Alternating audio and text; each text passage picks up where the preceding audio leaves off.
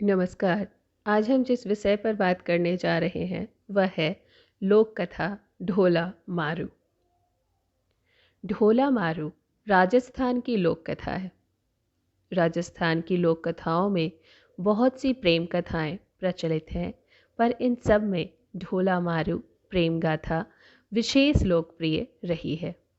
इस गाथा की लोकप्रियता का अंदाज़ा इस बात से लगाया जा सकता है कि 8वीं सदी की इस घटना का नायक ढोला राजस्थान में आज भी एक प्रेमी नायक के रूप में स्मरण किया जाता है और प्रत्येक पति पत्नी की सुंदर जोड़ी को ढोला मारू की उपमा दी जाती है।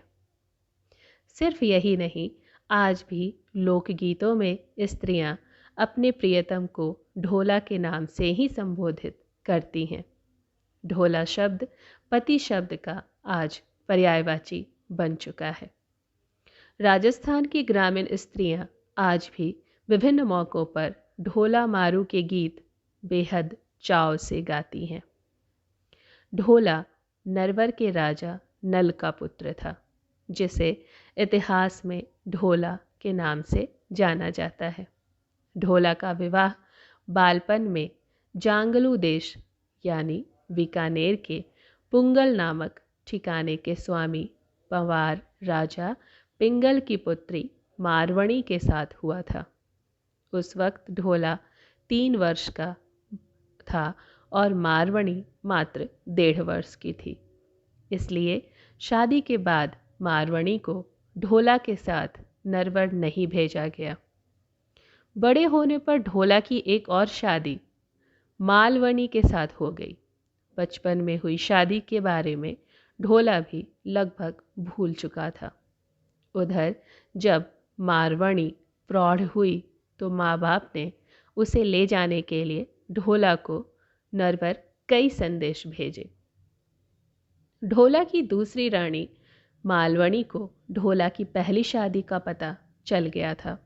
उसे यह भी पता चल गया था कि मारवणी जैसी बेहद खूबसूरत राजकुमारी कोई और नहीं, सो उसने डाह व ईर्ष्या के चलते राजा पिंगल द्वारा भेजा कोई संदेश ढोला तक पहुंचने ही नहीं दिया।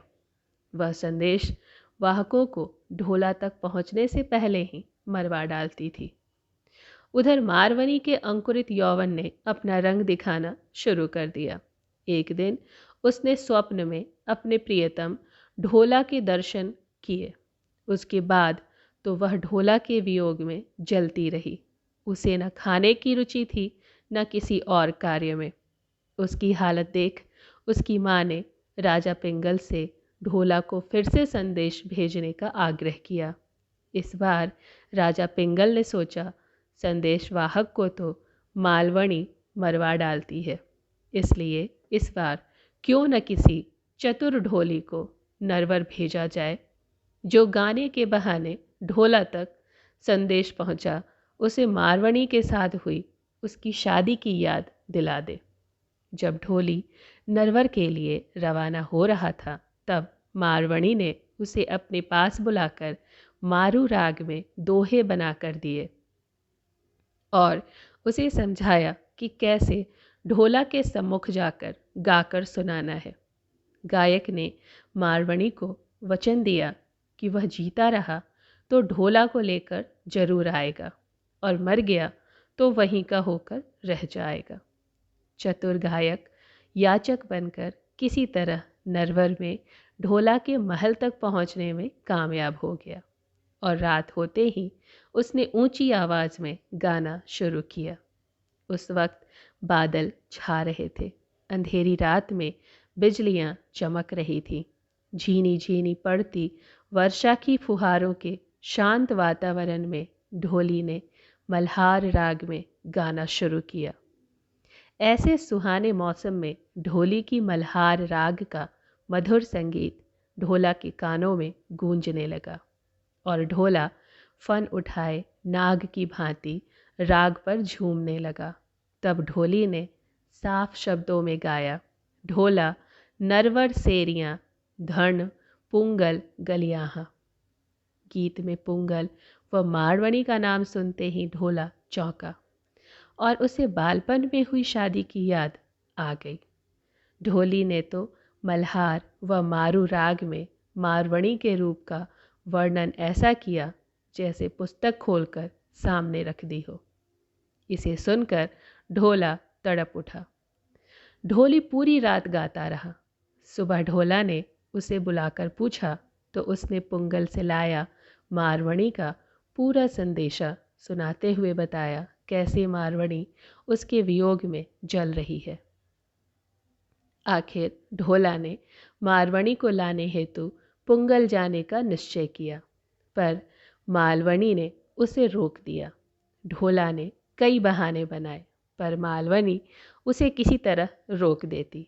पर एक दिन ढोला एक बहुत तेज चलने वाले ऊंट पर सवार होकर मारवणी को लाने चल दिया। वह पुंगल पहुंच गया। मारवणी ढोला से मिलकर खुशी से झूम उठी। दोनों ने पुंगल में कई दिन बिताए और एक दिन ढोला ने मारवणी को अपने साथ ऊंट पर बिठा नरवर जाने के लिए राजा पिंगल से विदा ली। कहते हैं रास्ते में रेगिस्तान में मारवणी को सांप ने काट खाया, पर शिव पार्वती ने आकर मारवणी को जीवन दान दे दिया। आगे बढ़ने पर ढोला उमर सुमरा के षड्यंत्र में फंस गया।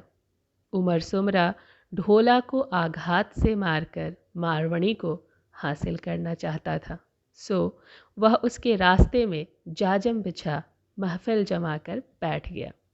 ढोला जब उधर से गुजरा तो उमर ने उससे मनुहार की और ढोला को रोक लिया।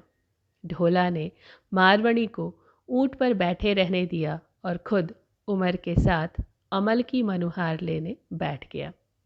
दाढ़ी गा रहा था और ढोला उमर अफीम की मनुहार ले रहे थे।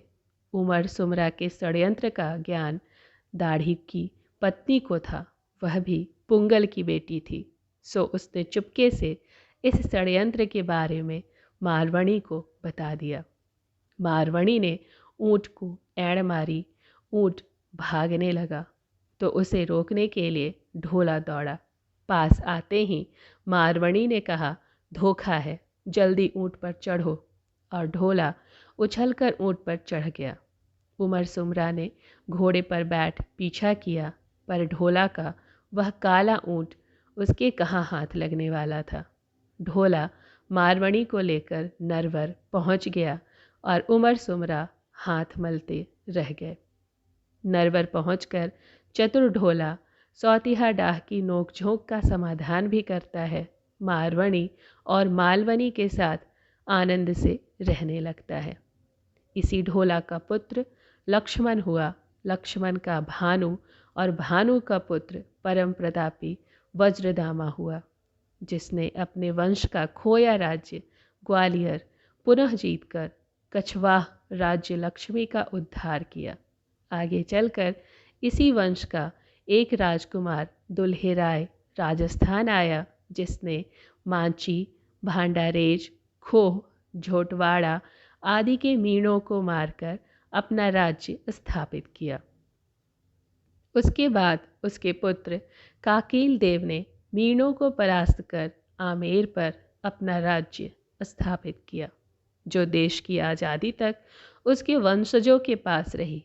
यही नहीं, इसके वंशजों में स्वर्गीय भैरव सिंह जी शेखावत इस देश के उपराष्ट्रपति बने व इसी वंश के श्री देवी सिंह शेखावत की धर्मपत्नी श्रीमती प्रतिभा पाटिल आज इस देश की महामहिम राष्ट्रपति रह चुकी हैं। ढोला को रिझाने के लिए दाढ़ी द्वारा गाए गए कुछ दोहे देखें। आखड़िया डंबर भई नैनन गमाया रोए, क्यों साजन परदेस में रहिया बिंडाना होए। जिसका अर्थ है, आंखें लाल हो गई हैं रो रो कर, नयन गवा दिए हैं साजन, परदेस में क्यों पराया हो गया है। बुरे लोगों की बातों में आकर उसने मारवणी को मन से निकाल दिया है। कुरजा पंछी के लाल बच्चों की तरह वह क्षण क्षण आपको याद करती है। आंसुओं से भीगा चीर निचोड़ते निचोड़ते उसकी हथेलियों में छाले पड़ गए हैं। यदि आप सावन की तीज के पहले नहीं गए तो वह मुग्धा बिजली की चमक देखते ही खींच कर मर जाएगी। आपकी मारवणी के रूप का बखान नहीं हो सकता। पूर्व जन्म के बहुत पुण्य करने वालों को ही ऐसी स्त्री मिलती है। दोहा है, नमणी खमणी बहुगुणी सुकोमली सुकच्छ, गोरी गंगा नीर ज्यों मन गर्वी तन अच्छ। बहुत से गुणों वाली, क्षमाशील, नम्र व कोमल है। गंगा के पानी जैसी गोरी है, उसका मन और तन श्रेष्ठ है। गति गयंद जंघ केल ग्रभ, केहरी जिमी कटिलंक, हीर डसर्ण विभव्र अधर, मरवण भ्रकुटी मयंक। हाथी जैसी चाल है, हीरों जैसे दांत हैं, मूंग सरीखे होठ हैं। आपकी मारवणी की सिंहों जैसी कमर है, चंद्रमा जैसी भौहें हैं। आरिता हूँ उजलो मारुणी मुख ब्रन, झीण्या कपड़ा पैरणा ज्यों झांकिन्या सोब्रन। मारवणी का मुंह सूर्य से भी उजला है, झीने कपड़ों में से शरीर यों चमकता है मानो स्वर्ण झांक रहा हो।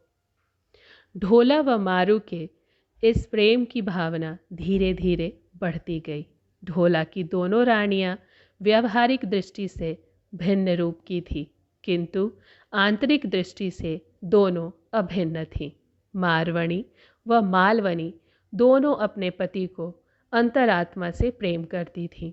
दोनों रानियां कालांतर में पुत्र रत्न से आभूषित हुईं और दोनों मनोवांछित सुख पाते हुए समतुल्य सौभाग्य का उपभोग करती थी।